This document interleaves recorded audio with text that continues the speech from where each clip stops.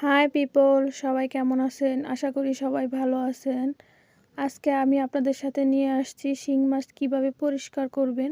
এগুলো আমাদের পুকুরের শিং মাছ। আমি মাছগুলোকে ভালো করে কেটে নিয়েছি, দেখেন। এবার মাছের উপরের ময়লাটা পরিষ্কার করার পালা।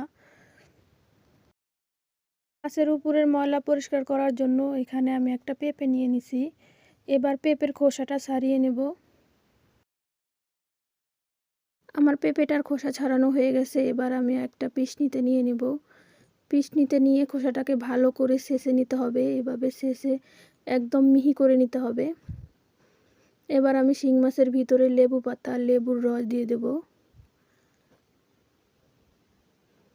1 টেবিল চামচ লবণ দিয়ে দিতে হবে। এবার থেতলে রাখা পেস্টটা দিয়ে দেব।